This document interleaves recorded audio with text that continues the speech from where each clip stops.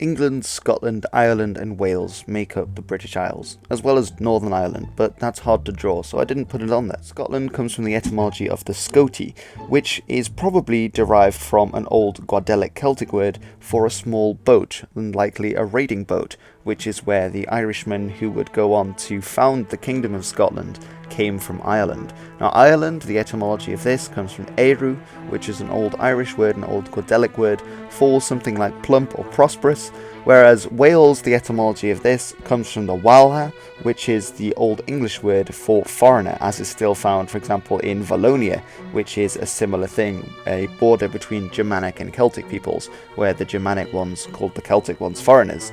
Now interestingly, England is named the only one which is named after the Germanic invaders, which were the Anglo-Saxons, so England comes from Anglaland. But before they were there were actually Celtic-speaking, culturally Celtic people, or Britons, living in England, the same ones who had been found by the Romans when they invaded, and they had lived there for probably a few thousand years before they arrived, before they were ultimately driven out, for the most part, by the Anglo-Saxons. However, a lot of people don't realise that the border between the areas in the Dark Ages which were culturally Germanic and speaking Old English, and the ones that were Celtic and speaking Celtic languages, that it wasn't actually the borders as we know them between Scotland, England and Wales, but it looked more something like this, with the very west of England for a long time being culturally Celtic and still Celtic speaking, and obviously the best example of this to this day is Cornwall. Cornwall still has a Celtic language and is fairly well known for being a culturally more Celtic area, whereas the north of England, which for a long time was Celtic, is a lot less well known, and that's what I want to look at in this video. If we look at where the Anglo-Saxon kingdoms started to appear, they cluster around the south, and specifically the southeast, whereas in the north you really only have the two, Bernicia and Deira, which formed together to make Northumbria later on, whereas in the northwest you have no Anglo-Saxon kingdoms specifically, although they were later conquered by the Northumbrians. And it's interesting to see that why this happened, because the Hen Ogledd is what was known in Old Welsh as the Old North, and still in Wales, southern Welshmen call the northerners the Gogs, because I think now in modern Welsh Gogledd is the word for north, so this is then the etymology for what they called the Old North, which was the part of England in the north, which was Celtic.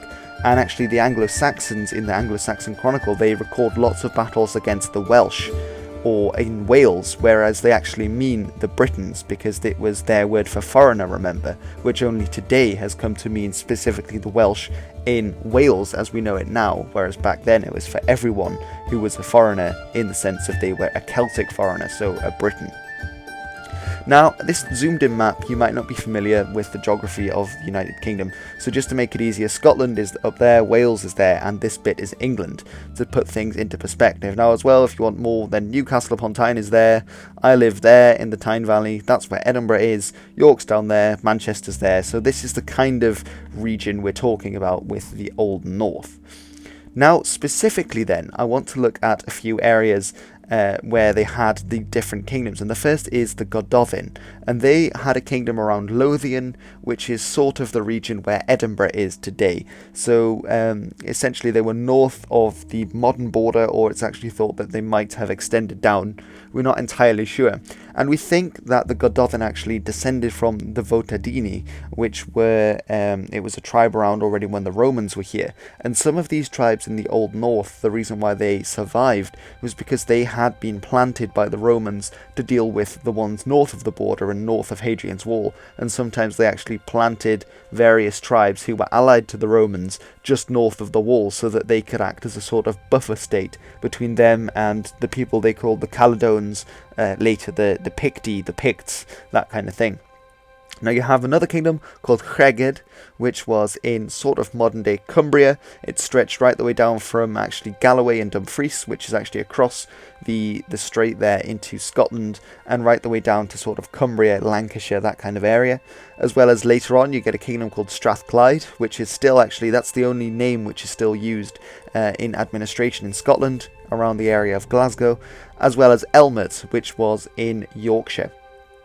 Now we see that the Irish came in through Dol Riada, which is where we get the kind of etymology of Scoti and Scotland, because the accepted theory is that they went from Ulster in Northern Ireland, they crossed over the strait to Argyll in southwestern Scotland, and then you had obviously the Picts further north, and both of these, while they are Celtic peoples, aren't counted as being part of the Hen Ogledd, because they were, well, the Picts are always put into their own category.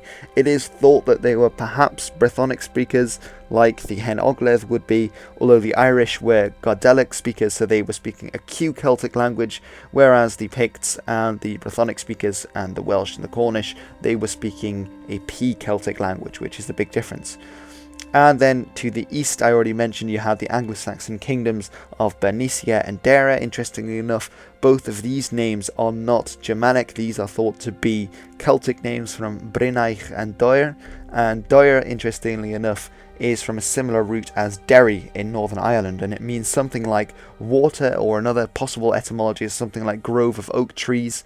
There is a certain connection there, and a very important river, which will be mentioned later on as well, is the Derwent, which comes from a similar root. And then obviously you have the real Welsh from Wales. So you have Gwynedd, which is in the north of Wales and still is a province there. And actually you had another Brythonic kingdom called Penwen, which was essentially, I think, that area sort of north of Gloucestershire, sort of south of Lancashire, that kind of area, which was also Brythonic. But this isn't counted as being part of the Old North, because this was conquered by Mercia fairly quickly, while the other northern kingdoms were still around, and it's sort of counted as being more of the traditional Wales rather than the Old North. So, as I mentioned, the people in the Old North, the Brythonic speakers, were probably related to the Picts. The Picts are always an anomaly. I have a video series on them if you're interested, and it's thought that perhaps the Picts were related to the older peoples, the pre-Celtic peoples, although we're not entirely sure. The language is thought to be Brythonic, so they might have been able to understand one another, although they do fight each other at various times.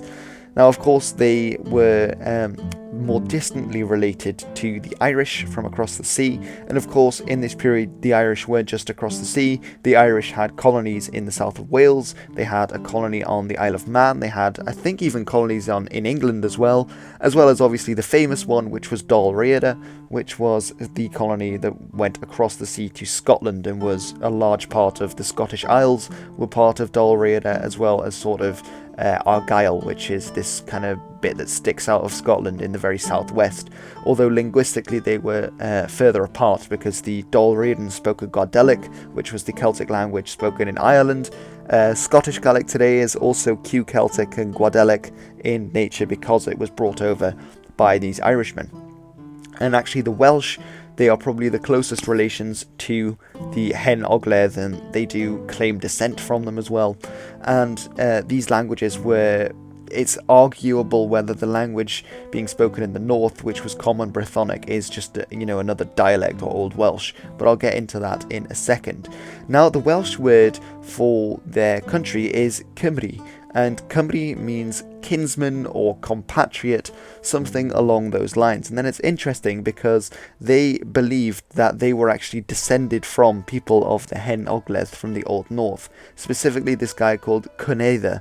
And Cynedda was a man from the north, and they believe he came down into Wales and settled the north of Wales, specifically Gwynedd, and that he is then the forefather of the kings of Gwynedd. So rather than the Old North being descended from the Welsh actually believed, or the Northern Welsh believed, they were descended from people from the north of England, although obviously this was before the Anglo-Saxons had invaded.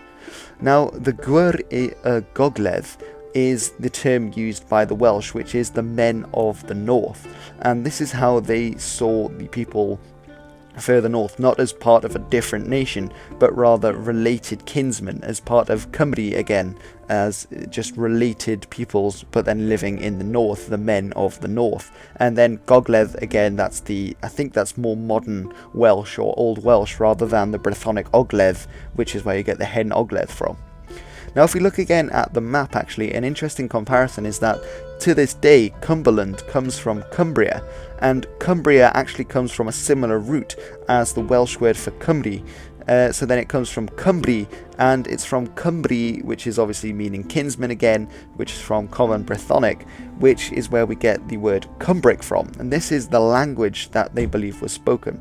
So again, if we look at Wales, we see that there are lots of different areas in what used to be the Hen Ogledd, stretching right the way from Scotland, Ayrshire, down to Cumbria, which is Keswick, Furness in Lancashire, as well as other parts of what used to be the Old North. All of these, their dialects, are very similar to both modern Welsh and Old Welsh, and this is actually what I posted up on my Twitter the other day about this language, and this was used into the 20th century and probably is still used by shepherds who use it to count their sheep. And it's very interesting because it's a rhyming system of counting which they use, and you can see obviously they are clearly related. So then these are obviously on the after modern Welsh, you have all these places in England where they use this Celtic system of counting, especially for the sheep. Now the Gododdin is our most famous source for this, and actually the Gododdin is the oldest literature in Europe to be written in a vernacular language. And the Gododdin is the tale of a lot of warriors who went from obviously the kingdom of Gododdin near Edinburgh. They tried to recapture the part of the Old North that had been taken by the Angles, specifically to the kingdom of Bernicia. And they sent down a large troop, and it's a beautiful long poem, the Gododdin, and they came up against the Anglo-Saxons, quite probably against the king called Athelfrith, who was a very famous Bernician king who extended the territory, and he was known as something like Edfarus Flassaurus, which meant the twister. And they came up against them, but unfortunately their fate was that they wouldn't retake the Old North for the Celtic Britons. And actually I'm going to read a little bit of the Gododdin. The text is in the, I believe it's either Old Welsh or Cumbric on the left. It's definitely not modern Welsh, and then obviously in English. 300 gold talked, warlike, wonderful. Oh yeah, and it's an incomplete text. Some bits weren't able to make out, so there was probably something behind wonderful that we now don't know. 300 proud ones, together armed. 300 fierce horses carried them forward.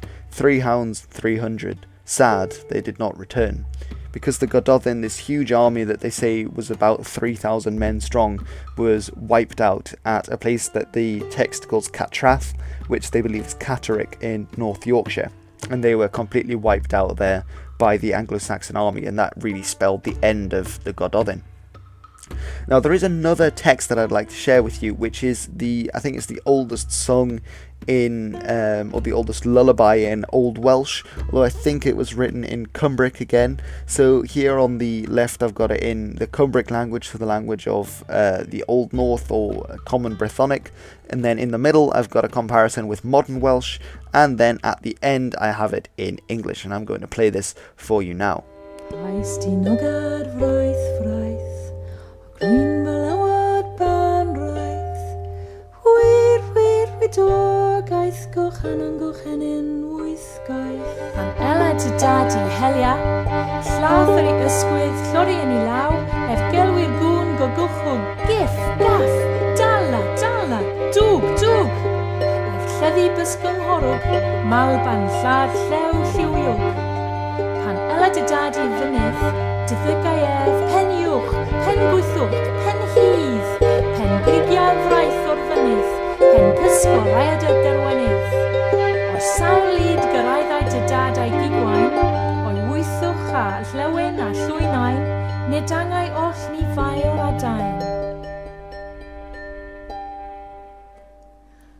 Pais dyn o gar fraith, o grwyn balawad ban raith, wir dogaeth gochen in wythgaeth. 1, 2, 3, 4, 5, 6, 7, 8. Now, as always, a link to that will be in the description, and it's important to remember that this poem was found in the same manuscript as the Lament for the Men of the Gododdin, the long poem called Gododdin, And while I was saying that these languages were the language it was written in was in Cumbric, this is correct, although they were copied over into Old Welsh, and that's why we know about them today, because none of the texts that have ever been found in the north of England were written in Cumbric. And actually we only know about these because they were found in Wales, which of course remained a Celtic part and still is essentially a Celtic part, whereas the north, that became anglicised. And we get all of these sources in Old Welsh, despite them probably being written in Old Cumbric, because Old Welsh and Cumbric were probably very close to one another. And this is because once upon a time, before the Anglo-Saxons came, all the Celtic peoples, Celtic-speaking peoples, with the possible exception of the Picts, were speaking Common Brittonic in the island of Britain. However, around the time of the Gododdin, which occurred after AD 600, which is when the Battle of Catrath is thought to have taken place, they split, and we get Old Welsh in Wales, West Welsh in Cornwall, and Cumbric being spoken in the north in the Hen Ogledd. But these languages were obviously related to one another. Now, what actually happened to these kingdoms of the Old North? Because obviously today we don't have any Celtic countries in the north of England. Elmet was conquered by the Darans, or more specifically by Edwin. Elmet was centred around York, and it's said that he captured York, which was called, I believe it's called Aberowk by the Brythonic speakers, and the last king, Ceredic, he was chased off. Now, Rheged seems to have lasted a while longer, but during the middle of the 8th century, after the deaths of the most successful rulers, which I'll get onto later, it seems to have been absorbed into Northumbria as well, whereas the Gododdin, facing pressure from the north, from the Picts of the Manau, and the Irish from the west, who obviously came over from Dal Rheged after their defeat at the Battle of Catrath, they were really done for, and soon their territory, the land around Edinburgh, was captured by the Northumbrians, probably during the reign of King Oswald. If not, it was during the reign of his brother and successor, King Oswy. However, later on we do get another kingdom arising called the Kingdom of Strathclyde, which was a British-speaking kingdom, probably the descendant of another kingdom which had been in that area around the same time as the Gododdin were fighting with the Angles, which was called Alt Clut. However, this had come under the influence and the rule of the Irish of Dal Rheged, and they actually fought a battle against them at Strathcorn in, I believe it was either the 10th century, and they gained their own independence and became another kingdom. And they were obviously around during the time of the Vikings, and there was quite a lot of interaction between the peoples of this new Brythonic speaking kingdom, the last one actually in England, apart from Cornwall in the very southwest. And they had quite a bit of interaction with the Vikings and Norsemen at that time, fighting various battles against them and the Anglo-Saxons, and against the powers in Scotland, so the Picts and the Irish. Although they were eventually, I believe in 1078, after the death of their last king, King Owen, they were finally conquered and incorporated into the Kingdom of Alapa, which is the Gaelic name for Scotland. And that was the end of the last of the kingdoms of the Hen Ogledd. Now, what else remains of the Hen Ogledd for us today are some of the names that have been passed down. So, for example, Erbgen.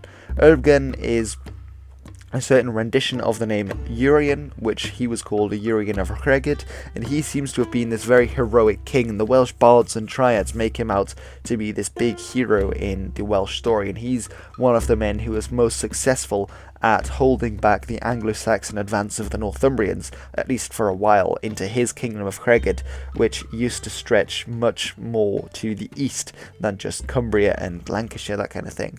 Another one is Rheged. He is another one of these kings of old. I believe he might even have been theorised to have been the son of Urien of Rheged, as well as Morcant, who was another prince. They call him a prince of the Britons, and actually still in the 6th century, the later half of the 6th century, when the Anglo-Saxons had actually established a beachhead in Northumbria in the north, in Bernicia at Bamborough, they were actually pushed out of Bamborough, which had been a Celtic hill fort before, onto the island. It's a tidal island called Lindisfarne, which Holy Island, and they had almost been pushed right back into the sea by a coalition of British kingdoms of the Hen Ogledd, which really shows how powerful the Hen Ogledd was, that they could push the Anglo-Saxons right to the brink of defeat, which they almost did, as does the fact that the Hen Ogledd was around for so much longer than the rest of the Britons throughout all of England apart from Cornwall. So it really does go to show. However, Morcant because I think the Welsh triads make him out to be the villain of the story, so they say that he disagreed with Urien of Rheged's battle plans, and he kills Urien of Rheged, which then caused a civil war amongst the Britons, the Hen Ogledd, and the Anglo-Saxons who were besieged on Lindisfarne were saved. Now, the only other thing that remains of the Hen Ogledd are the occasional place names, and the place names are by far in the west of the north, which is where these kingdoms were around for the longest.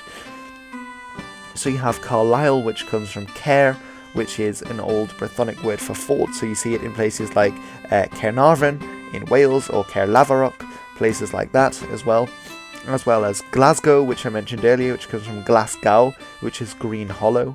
Lanark, like in Lanarkshire in the south of Scotland, from Llanech, which means clearing.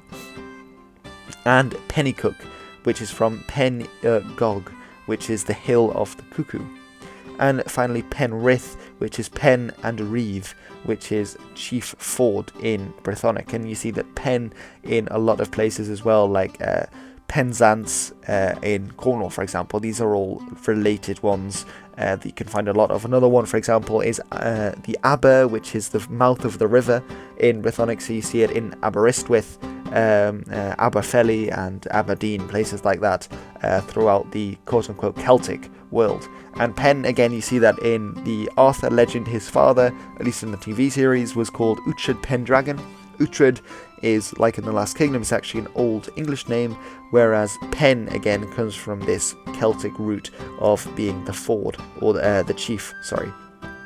So, thank you very much for watching this video about the Hen Ogledd, about the quote-unquote Welsh of the North, the Britons of the North, the last Britons of England, which I think is a much neglected story, because everyone knows the story of the Anglo-Saxons and the Celtic peoples in the south, but I think both the Anglo-Saxon story of the North and ultimately the Brittonic story of the North are much neglected, which is a shame, because these are as interesting, if not more so, because they lasted a lot longer and their influence can still be seen a lot more than in the southeast, for example.